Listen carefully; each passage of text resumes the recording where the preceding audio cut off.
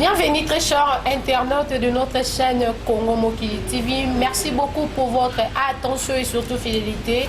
C'est bien moi, votre humble servante Daniela Mankoto Diama, l'international. Je suis aujourd'hui à la présentation, très heureuse de présenter cette mission. En fait, je suis passée dans, comment on appelle ça, la plateau Nanga. Je suis accompagnée avec mon invité, mais laisse-moi d'abord vous dire que c'est M. Didier Baye, expert en tourisme en Afrique. Afrique Mobimba pour et puis là dans l'océan India Jeannot Kabouya déjà au fond de la plateau bon on a invité papa Didier Baye. Bonjour. Bonjour Mama DM International. Oui, bafanya surtout ya Congo Mokili bazolanda yo mbala liboso balanda yo na kati ya Congo Mokili toyebi ke oza expert en tourisme et tout mais pesa biso ba détail nyo surtout expert en tourisme ngo eza ya ndenge nini et puis na Afrique ngo eza Afrique mobimba na ndenge nini océan Indien pe na ndenge nini expliquer ota la caméra bafanya ya Congo Mokili bazolanda yo. Merci mingi Mama DM International pour la question na yo. Aussi déjà quoi introduire nga comme on a Didier Baye voilà na profession naza expert ya tourisme pour l'Afrique et les pays de l'océan Indien. Expert nini expertise yaka par expérience oyo mutu azozwa na musala azosala par réalisation minene oyo azo réaliser et puis par nombre d'années et puis tu participer les sous études même recherche dans un domaine particulier oyo mutu azosala voilà yango wana oyo pas expertise utaka yango wana ndeloko ekomisaka mutu ki abengama expert mais mingi ezape na ba réalisation oyo mutu a réalisé na musala azosala. Okay. Merci beaucoup papa Didier Baye. J'espère que va fan ya Congo Mokili pour comprendre déjà introduction ya papa na biso Didier Baye expert en tourisme. Papa Didier Baye tika vraiment to kota na mosino na kati ya ba question na biso to pe émission na biso o koki ko ebisa biso o banda carrière na yo ndenge nini ezara ndenge nini c'était facile pour banda mamo ezara na ndenge nini na banda carrière nanga na simplicité na pete nyonso lokola bato nyonso voilà na zalaki na idée ya kosala tourisme te opportunité ya liboso etokaki na porte ezalaki ya mosala ezalaki tourisme là on parle d'environ 20 ans passés donc na bandaki et puis mais normalement na six classes na relation internationale wana qualification na universitaire ya liboso mais opportunité liboso kaka na mboko yo ezaki na domaine ya tourisme alors na saisir opportunité wana et puis na bandi compagnie ezaki na programme ya formation non seulement programme de formation mais aussi bourse ya ba employé o balingi ba tanga makasi na domaine wana ba avancer na ba étude c'est ainsi que na zaki ko sala musala lokola consultant de babengaka juste au début et puis tout est parti à partir de là nazotanga nazosala musala na ndenge na ekomata na longwe pe na compagnie wana na kena ba compagnie mususu donc na matière échelon tinande na yope ko sala na ba classe mususu ya minene avancé juste na domaine ya tourisme. OK zaka na nini bandaka na nini là aussi si classe on a la relation internationale on les zaka nini pour introduire yo comme ça na consulter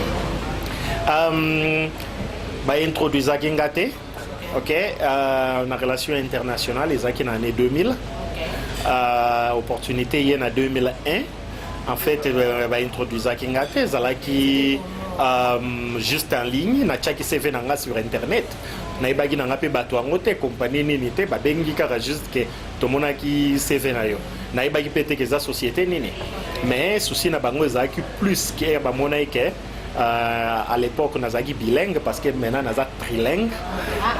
Trilingue c'est-à-dire quoi parce que trilingue c'est-à-dire que na bon la langue internationale pour ça tu chepena ya biso ya Afrique et comme l'équipe misatu c'est-à-dire français anglais portugais actuellement mais liboso na izaki kaka bilingue français na anglais donc bazaluka moto a mesure ya koloba français na anglais pour na ko traiter mingi ba dossier ya ba pays européens francophones mingi France Belgique Suisse mais comme ils ont facilité que trouver mon domaine, bah préféré jouer mon à langue et puis que former.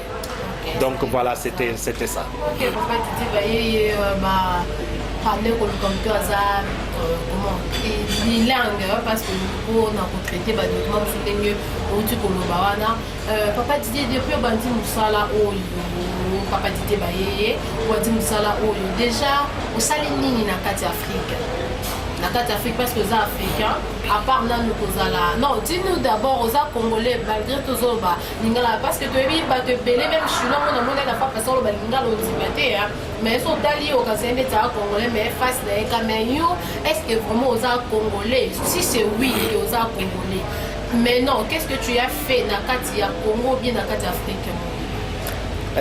Merci Mingi pour la question, Maman Diem International. Yo penza ndingo talanga boyo mona ke longyo eza na doute congolais non en fait c'est parce que moza oza pe na raison na ya rotuna po mikolo e komaka mutu moko amela na eso binini weka c'est tout net biso na moi pembe boyo ra yep tout mutu Botswana mon tende bazaka pembe mikolo ba okabela batu ba nationalité na ndenga mukete naza vraiment congolais congolais des pères et des mères.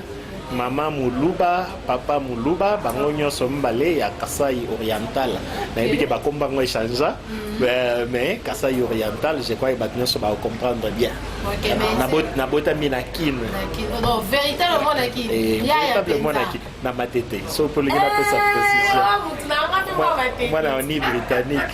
Moi c'est très sérieux au Ghana. Na bota mina Kinzazi, na quartier Kinzazi, na tangi pe na epen Kinzazi. Oh. Et na Saint Alphonse. Donc voilà, et puis parmi pe balandi na yo ndengo za na bato ebele na yebi bana nchiki na biso pe baroza pe balandi pe baro voilà et puis na sali diplôme na ngilima na kintwadi OK na ngilima wana nde pa ina na sisi donc ça fait véritable congolais quand tu le bade kino là c'est-à-dire que aya ya pinza olobi yango mais ba façon de ba ya omoni kia eza na kati moko boye ovandi na embleme ocheka na se na kati mpenza mwana ke mpenza kotuna ndenga mokete. Qu'est-ce que tu as fait na kati ya Congo bien Afrique depuis obandi carrière na yo parce que le but des choses est au matin donc aux appels au matin on a côté ça en débatté bateau pe ba Hollanda ba o ba yebi déjà ba indiqué donc le côté avec ça donc c'est juste la vérité. Ce que tu as fait dans notre pays ou bien Afrique, tu as fait quoi? Question malamu, mais aussi question moko ezosa la passi. Pourquoi il y a plus de réalisations au Sali au niveau d'Afrique? Pardon, tant au niveau d'Afrique, c'est-à-dire dans les pays sous Afrique, où qui pas na biso moko na nous salamité. Mais ce n'est pas que tu croiser les bras, au niveau d'Afrique. Ce n'est pas que tu l'ingité, mais tu as que l'opportunité de maka. Maman Diem International, Soko Talimbo Cannabiso, il y a plus de 30 ou 40 ans, tourisme salamaraté. Ils ont les lotés. Ils ont la ranangoté. Pays yebana pété que un pays touristique. On ne parle pas des atouts et tourisme. Mais tous les compter na papeyo yo mutu soka vandi lelo yo neti na tongo na zaki na avant midi na zaina réunion na mutu moko to so la lobi na ngako to na sa mariage na Ottawa na zo raisonner to kende na voyage de noces quelque part voilà ce qu'on a tenu na bibolimbo kende wa pona yoka lokola na ebi ke Europe pour le moment c'est fermé pour les Africains atangelinga 3 destinations Abi nazo kansa Zanzibar, c'est que Tanzanie, Seychelles ou bien Maldives. Moni, ndelo nazo lo baké Congo na nous komi na niveau yote. Ata na ba voyage ou bien ba tokuta na bango yo ata ba paya. Soka epsio ke nazali na Congo. Mutute azolo baké na kendai ka vacances. C'est ça. Ako soka mtu epsio ke kuta na mtu nazaki na Congo, akendai ko na musala. Akendai po na ba affaire. akendaki na cadre musala. Généralement c'est ça. Donc ils ont un sens où on est tozoloba. Mais Mamadi M international na avril et outio lekoyo mete. Na avril là on a na katia kin. Oui. Na mboka. Je salue aussi à puis on a pire petit nanga. Petit frère. Adam Messi. Yayo yango wana. Petit frère à Motema. Ya bino yango wana. Nazalaki na kina raison na kendelaki ils avaient plus coupé sa formation na ba personnel ou bien ba gérant ya ba établissement hôtelier pour na que comatiso moins niveau ya ba service on tobandi déjà dans les passés ou bien à ta gouvernement qui longwa ya ilunga ilukamba nakutana na ministre du tourisme dans les passés nakutana na ba ministre du tourisme passé ma solo ezai ko beta ma bien mais en terme ya acte boye de tout aller comme on a été par contre ndena ba ina kozongela par rapport à Afrique na Afrique et sika mosusu bazo yoka oyo tozoloba bazo salela pe bazo pesa biso terrain ya kosala musalo esengeli tosala tanke ba expert pour développer tourisme na kati ya Afrique naza parmi ba comité ba membre ya comité dirigeante ya équipe ba bengi de Team Africa eza équipe oyo eza ingolo ba équipe d'Afrique objectif nango ezani ni ko remonter ko tombola tourisme en Afrique mobimba et puis ko combattre pour faciliter à Africains baboujaka librement dans les continents africains. Naza directeur il y a projet les 25 merveilles d'Afrique pour l'Afrique australe. Oeza projet il y a identifier 25 merveilles nakati Afrique comme destination touristique.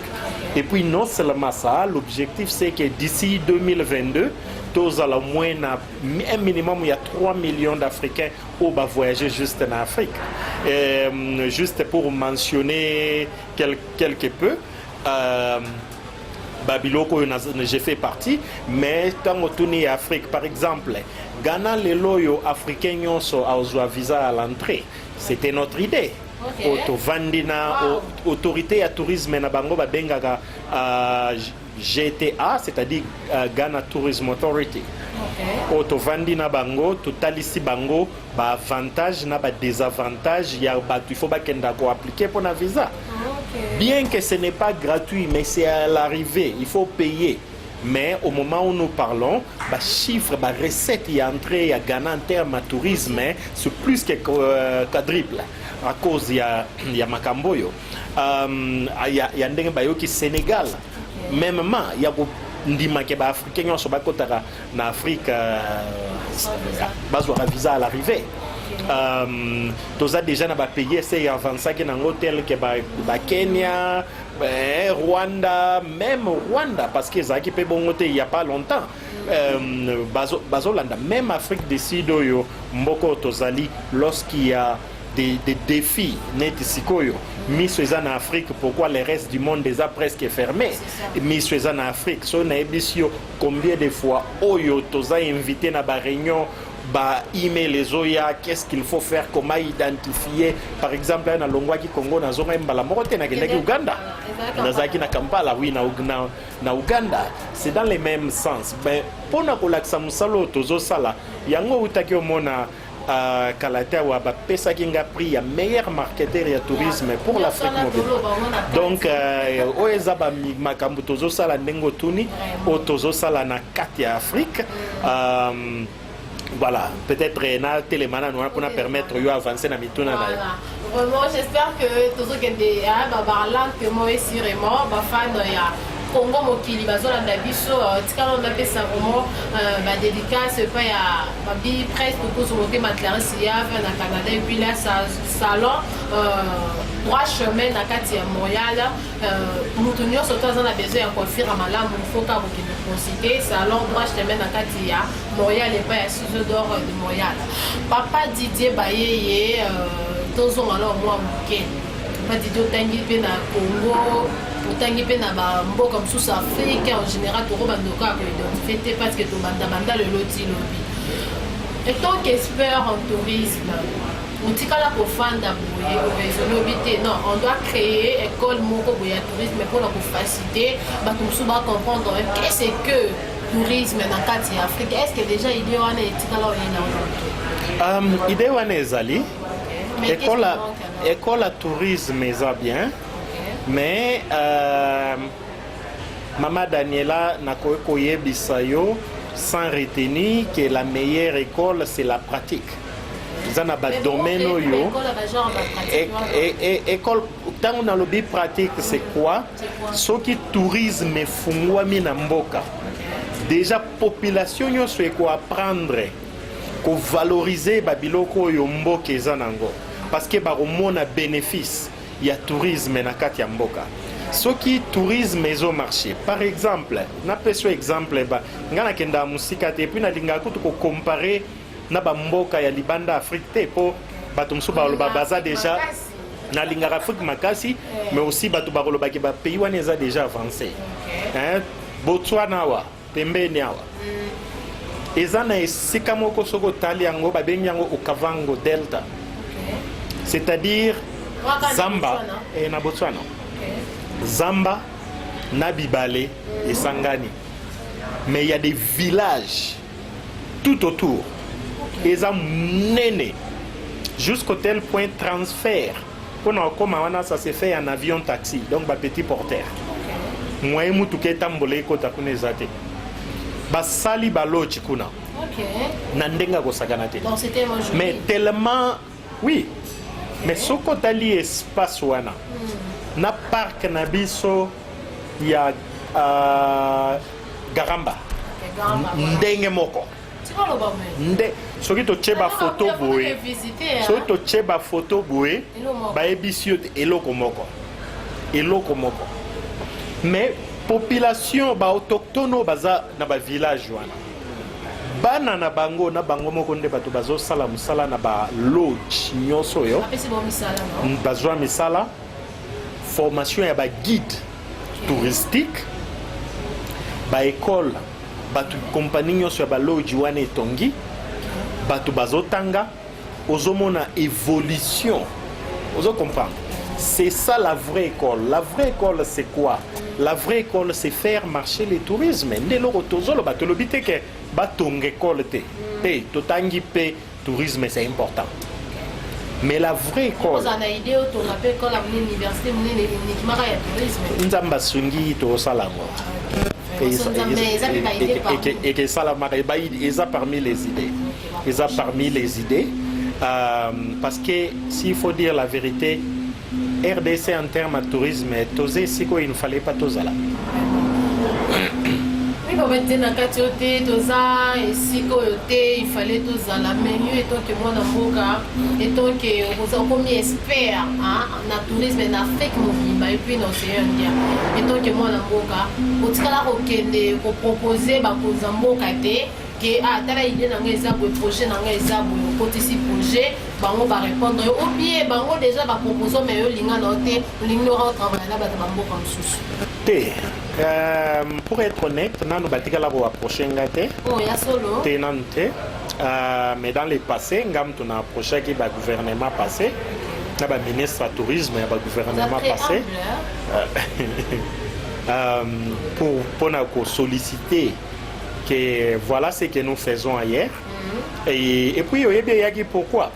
C'est depuis 2014-2015 que l'autorité congolaise dans le salon de tourisme dans Mboka Mususu et puis il me condamnait. Oui. Mais toi on nous a dit que tu es congolais, mais chez vous vous ne faites rien, vous ne contribuez que pour les autres. Et puis naba français belé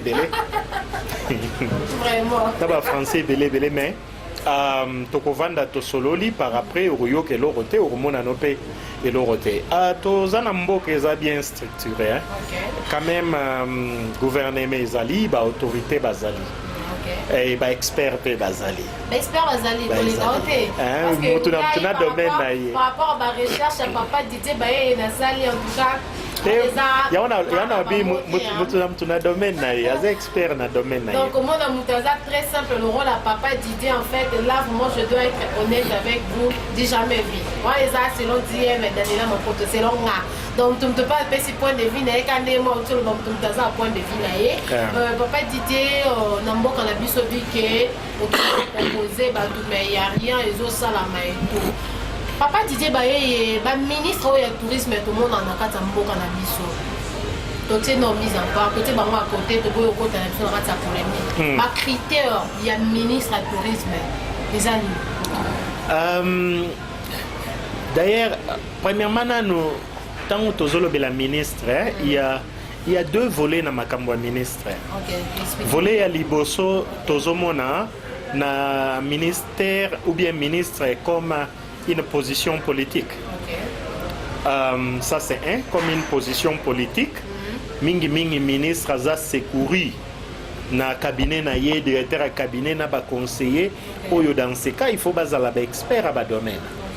Et puis de deux, un ministre doit avoir la connaissance. Il y a domaine ou bien portfolio au ministère à diriger. Par exemple, qu'est-ce qui fait que dans le domaine de la santé, ministère de la santé, il y a toujours un médecin. Et par contre, il y a le tourisme, ou bien dans le domaine local du tourisme, ça peut encore être un autre médecin. Dans Congo. Et à quoi il pose à la sous un autre médecin. Mais il y a tourisme. Médecin, non, place là, dans un médecin, il y a tourisme. Mais maintenant, il y a ça, il y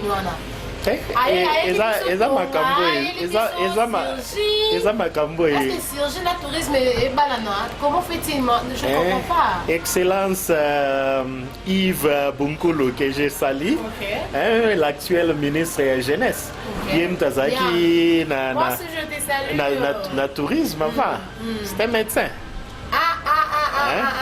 Donc, la vérité, papa dit non, non, mais là c'est ton ami. Oui, c'est un confrère.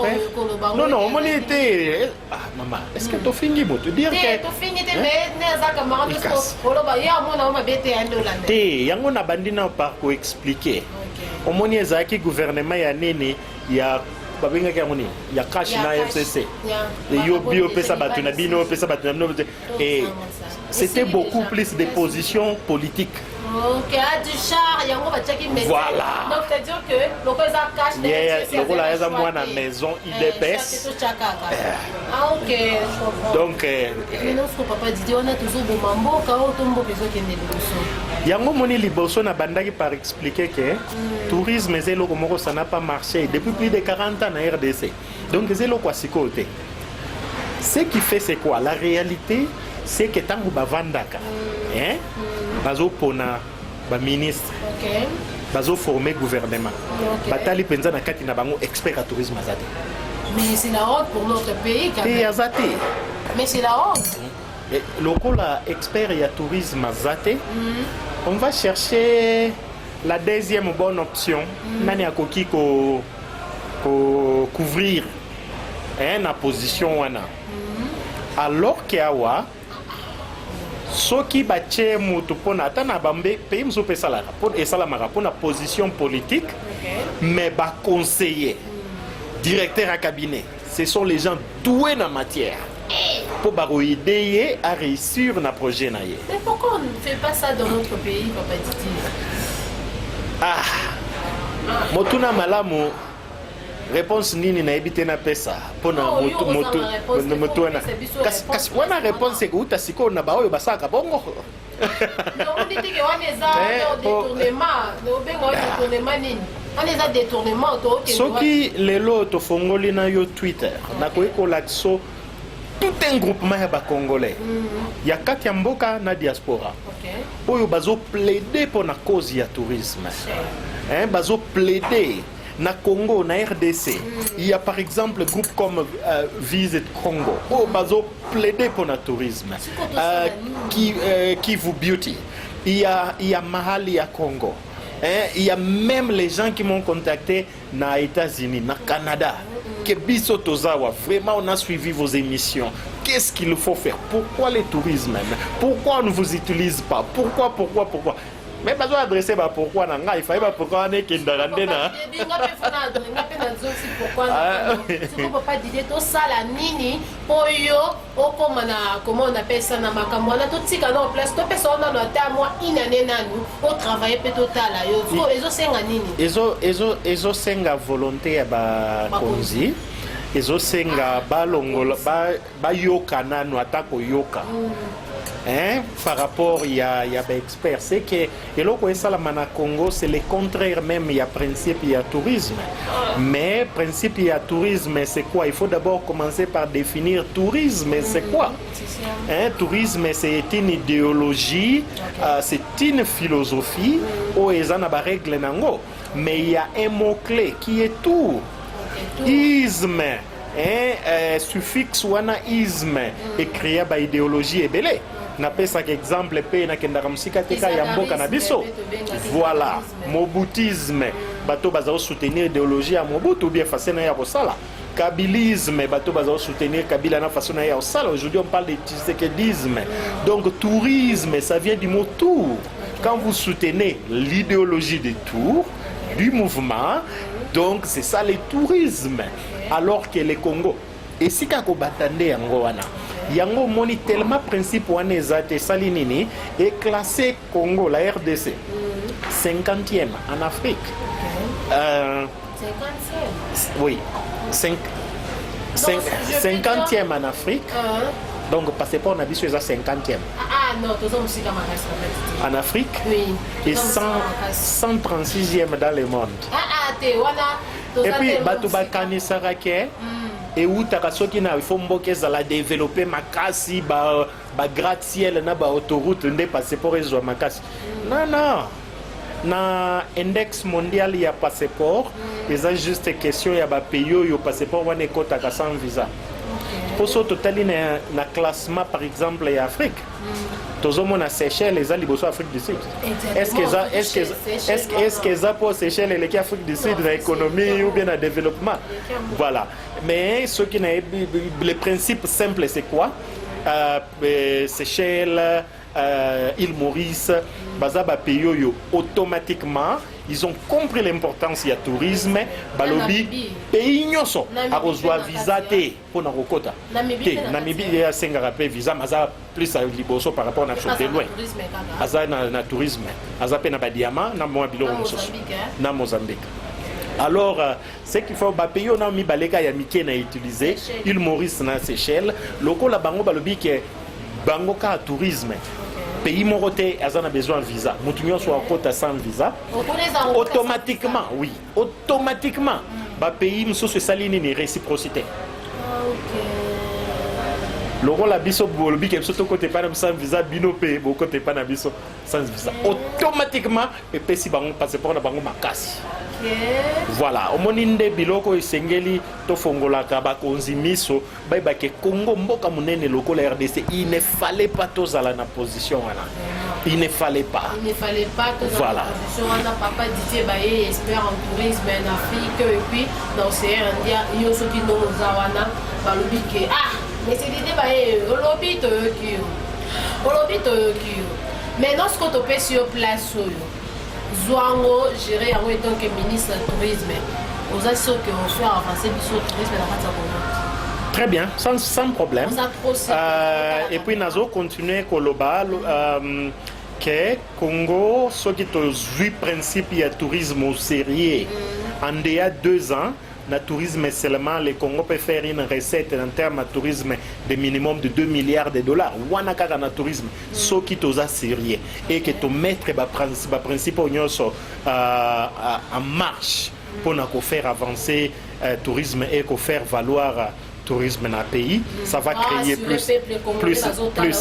plus d'emplois, ça va bénéficier mingi ba autochtone ou bien batu na ba village mususu pour ceux qui totali bien atana ba mboko ya minene batu bayaka ba touriste bayaka bakiti na ville munene mais ba vanda raté tia en Afrique du Sud batu bagoya na Johannesburg soit qu'il passait une nuit une journée le lendemain bazana ba Mpumalanga na ba parc Kruger hein baza na ba d'urbain baza kuna na ba village mususu nde esika bakenda olekisa temps mingi et puis il dépense alors ce qui fait que lokola ba activité ezate il y a pas circulation ya monnaie ou bien ya devise étrangère na ba milliers riro ya mboka na biso et pourtant ba millions yango déjà situé et sika biloko ou bien ba attraction les atouts ya tourisme eza makasi donc ce sont des principes ou bien des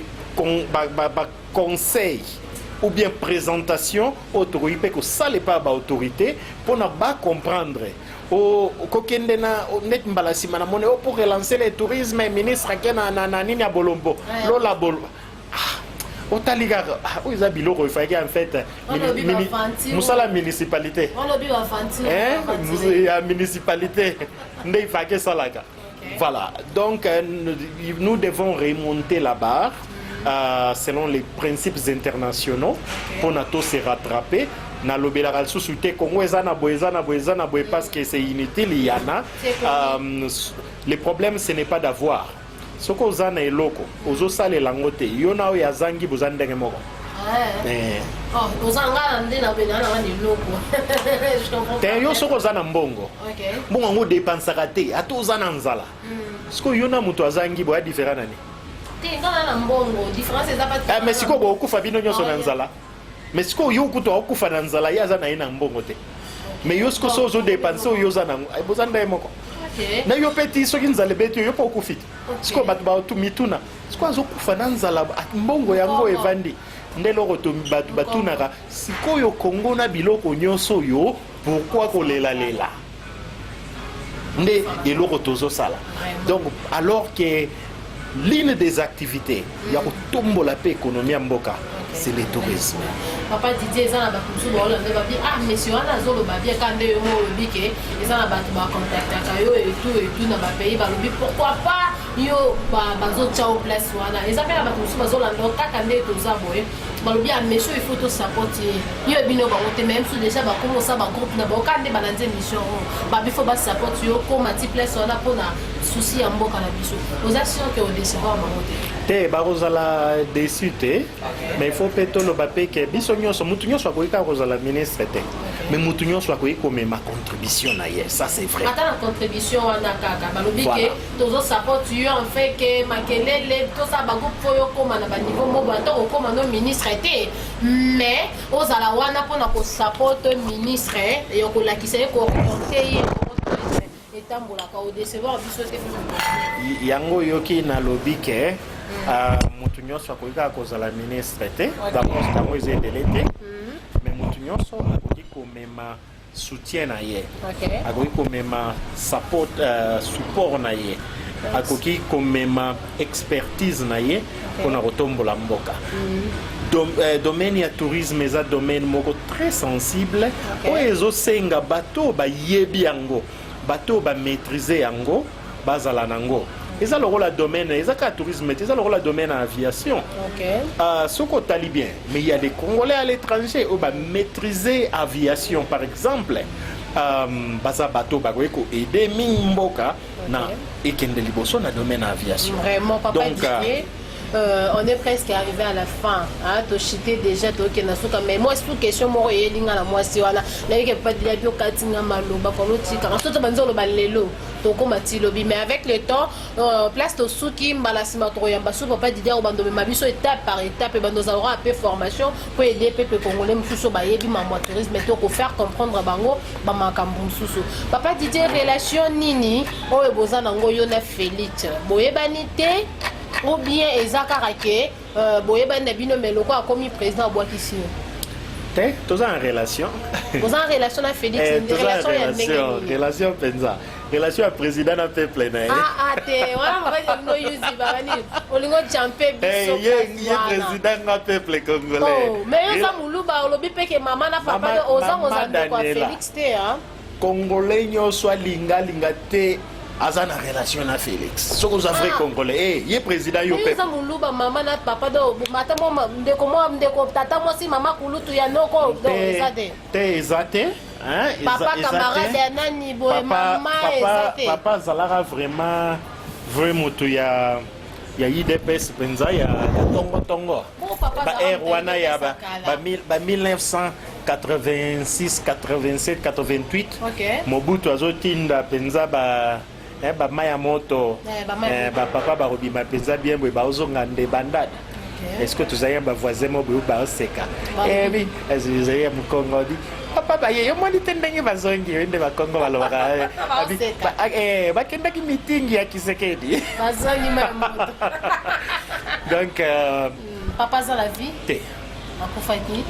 Koufaki depuis Maman Zali depuis 2007 ba condition européenne quand même mystérieuse.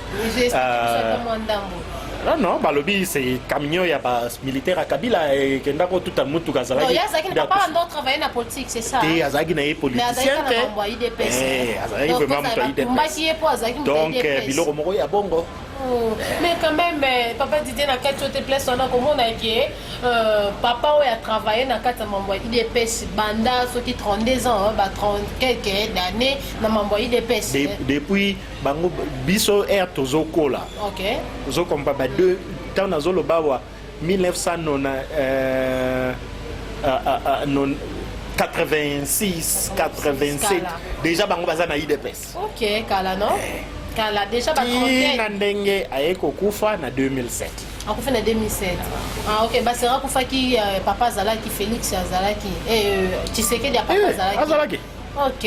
Mais kokuna quand même muto ya bundi papa na ye ya bundi pona mboka na biso pona makambo surtout ya IDPS wana mwana peza teke mwana za zoba mobwe pour papa travailler kana IDPS bazo ba chai. Mais mwana asana nous je ne sais pas ko batsa un plus na kati ya mboka na biso mais pourquoi on ne doit pas kocha batu baloka ba papa dité ba ye na kati ya gouvernement to na kati ya mambo tourisme mais pour mboka na biso et kende liboso vraiment eza entre pona mboka na biso papa dité pona lelo to stopper na po totika bono na posa totika bono na posa on va commencer par ton bando lectateur après 2 semaines après un mois ton bando ya papa Didier pour la place oyo suka ki wana on continue épisode au déjà premier épisode bon kanga déjà deuxième là rien non c'est ne peut que au deuxième épisode pour na peuple congolais à comprendre l'importance et tourisme parce que ba tourisme auto que non biso les rafufu na masangu ba tsepo soso ici mais les congolais azozwa ba genre ya ba cours ya boende papa Didier za pour faire comprendre bateau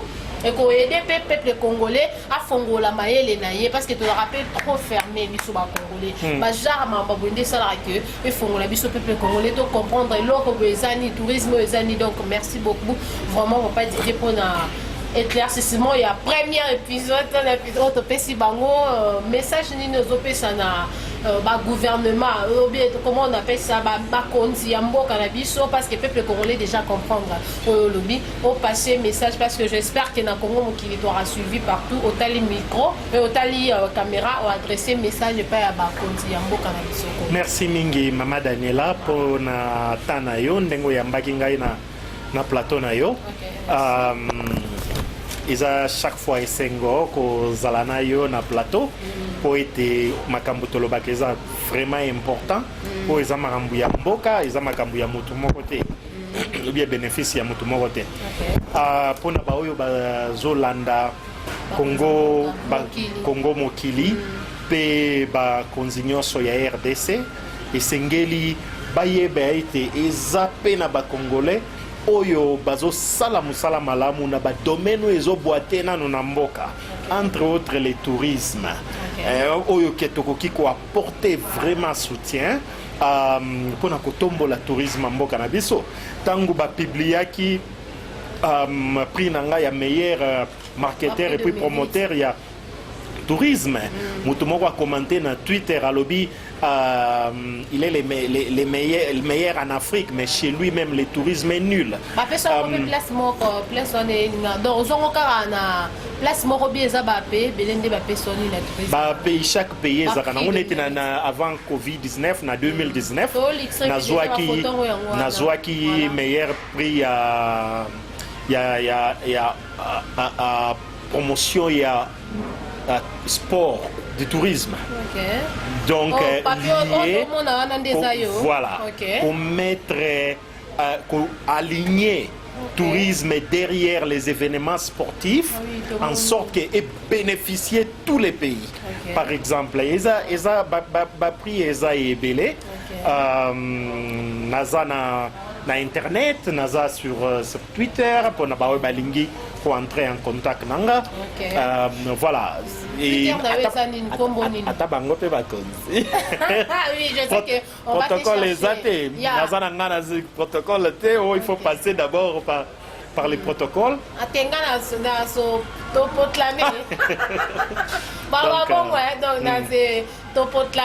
Donc on s'en fait ça. On s'autoproclamer. Voilà, on a mis des protocoles. Donc Mouta a besoin papa Didier Baye. Donc beaucoup contacter numéro Afrique du Sud au besoin mon awana mais on peut s'abisoper adresse email nayo ou bien adresse à Twitter nayo. Adresse email eza dbayeye d comme Didier. OK.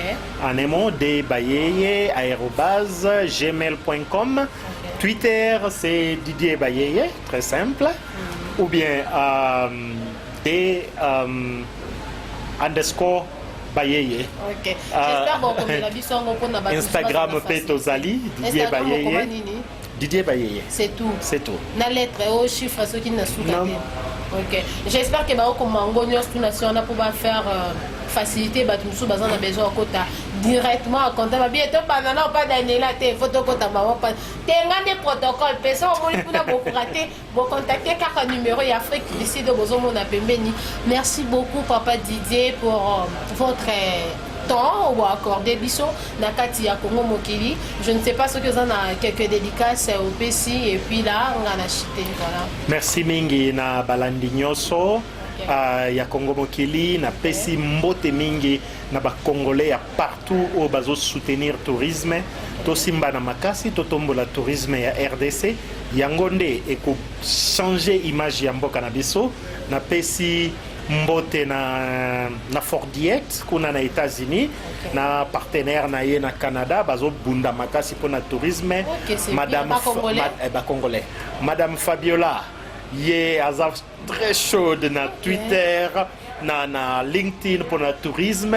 Madame Fabiola, je vous salue. Madame Fabiola, aux États-Unis. Fabiola Ngongo. Azape na États-Unis. Batu nyonso bandeko na biso nyonso kuna na est ya République démocratique du Congo, association ya tour opérateur de la RDC na est ya pays. Je vous salue tous. Batu nyonso ya mahali ya Congo bazo bunda ko telema pona tourisme marché na mboka na biso. Visit Congo site Kivu Beauty. Ndenge nazotanga eza vraiment ebele et par après na PCP mbote na famille nanga famille Bayeye isika nyonso bozali ata ya libanda ata na kati ya mboka ya bino pe yango wana et voilà, je vous aime tous tosimba na makasi. Lorsque le Congo gagne, c'est nous tous qui gagnent. Merci beaucoup papa Didier Bayeye, c'est déjà la fin de notre émission. Mbalasima na efsabino déjà si je trouve le mbalasima torobanda na si je ezai que malgré tourisme na kata mboka na biso proposition papa Didier Bayeye mais to epi place au tourisme batu bakoki bandoki de tourisme eza na ba est mais ba est wana eza na ba guerre prochainement toroyamba papa Didier Bayeye si je na biso ekozala yango wana o akozape etalié donc restez toujours branchés sur Congo Mokili TV. Merci beaucoup na ko bon santé ko pesa quelques dédicaces na ba yangai ba fan news to Danela, boza partout na France, Canada, États-Unis, bolela, Danela Mankoto Nabino. Merci beaucoup pour notre message Nabino. Merci beaucoup pour notre encouragement Nabino, ba félicitations Nabino. Nalela Bino, il y a trop merci beaucoup à Neka. Bafosette, merci beaucoup à Rina Amissi, merci beaucoup à Do Yue, merci beaucoup à toi Sim, ça je te salue là vraiment à Dipro Nabiso, donc directeur à programme Nakati à Congo Mokili, et puis là Nabo Sanité Balobi, Boza vraiment Ebele Bolandaka, Daniela Mankoto Nabino, partout dans le monde. Merci beaucoup à Christovi Mayanda, Azolandanga depuis Afrique du Sud. Merci beaucoup à Merveille Luzolo, à Luzolo, on a avec Luzolo Bambi depuis Kinshasa, ma copine privée, je te salue. Merci beaucoup à Tini Tumba, Shadrach Koka, Manik Sindani, Shaggy Moussa, ouais, Bayemba. Merci beaucoup, je vous en vraiment beaucoup. Merci beaucoup à famille, Makoto, famille Mayo. Merci beaucoup à Jean Patouli Songo, Babi Mamba Tourisme, Yango, Yolinga, Mamba Migi. Donc, ça vraiment intéressé dans ma Yango. Merci beaucoup à Yannick depuis France Zaina, donc artiste mouné vraiment dans à France et soutenir des Konabiso, Azar Congolais. Merci beaucoup Boza Ebele. Merci beaucoup Nabatonios tout vraiment Walingaka, Daniela Mankoto Nabango. Merci beaucoup à ma grande sœur chérie Linda Malila, moi Zapembe, donc Mundele on a métis. Je vous aime beaucoup et surtout restez branchés sur la chaîne Congo Mokili TV. C'était bien moi votre humble servante Daniela Mankoto. DM à l'international. De gros bisous. Bye bye. Bye.